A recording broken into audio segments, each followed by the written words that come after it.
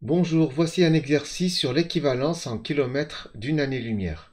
Alors avant de commencer, tu devrais mettre en pause pour faire l'exercice tout seul, puis voir la correction que nous allons commencer maintenant. On nous demande finalement d'avoir une année-lumière, que l'on écrit AL, égale un certain nombre de kilomètres. Alors pour faire la conversion, il faut bien se rappeler que l'année-lumière est une distance. Cela va correspondre à une formule que vous connaissez, c'est V fois T. Cette formule vient de la formule qu'on a appris V égale à D sur T. Dans cette formule, V est la vitesse de la lumière, le temps est bien une année. On peut rajouter la vitesse de la lumière, 300 000 km par seconde. On va appliquer cette formule maintenant. D égale 300 000 km par seconde multiplié par une année. On voit ici un petit souci qui est, on a une année qui est un temps, seconde ici qui est un temps également. Donc dans cette formule, on a deux temps exprimés dans deux unités différentes. Alors on a le choix, soit on convertit les secondes en années, ou l'inverse, les années en secondes. Mais on ne peut pas garder une différence telle que celle-là. Le plus simple est de convertir une année en secondes de la manière suivante. Une année, on va définir que c'est 365,25 jours pour tenir compte des années bissextiles. Dans une journée, il y a 24 heures. Donc si on a 365,25 jours, si on le veut en heures, eh bien ça fait 365,25 fois 24 heures. Donc ce résultat va nous donner un résultat en heures. Une année sera égale à ce calcul en heures. Mais nous, on veut des secondes. Or, on sait que dans une heure, il y a 60 minutes. Donc si on multiplie par 60 minutes le nombre d'heures que tout ça, cela fait, eh bien, on aura un résultat en minutes.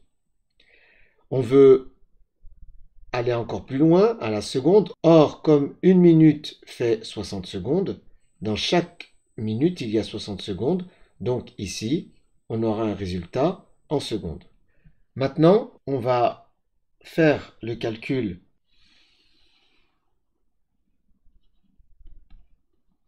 Ainsi, D égale 300 000 km par seconde, multiplié par 365,25 fois 24 fois 60 fois 60. Et ça, c'est des secondes. Donc, la distance, on fait le calcul, on trouve 9,467, on va l'arrondir, fois 10 puissance 12 km, puisque dans l'unité ici de la vitesse, on a une distance en kilomètres, enfin, on a l'unité de la distance qui est en kilomètres, donc la distance sera exprimée en kilomètres. Si on avait choisi ici une vitesse de la lumière en mètres par seconde, on aurait obtenu une distance en mètres. Il faut regarder les unités dans le calcul pour trouver dans quelle unité on a un résultat. C'est la raison pour laquelle il est intéressant de mettre les unités dans une formule de façon à pouvoir, voir l'homogénéité, est-ce que c'est homogène les unités qui sont là, et ainsi prévoir dans quelle unité on a notre résultat. Ainsi, une année-lumière correspond à 9,467 fois 10 puissance 12 km, que l'on va arrondir de la manière suivante.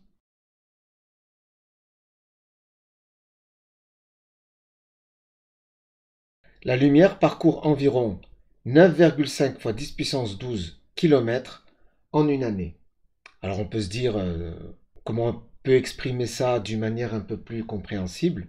On peut écrire 9,5 puisque milliard c'est 9. Alors 9,5 de 9 à 12, eh bien il y a 3.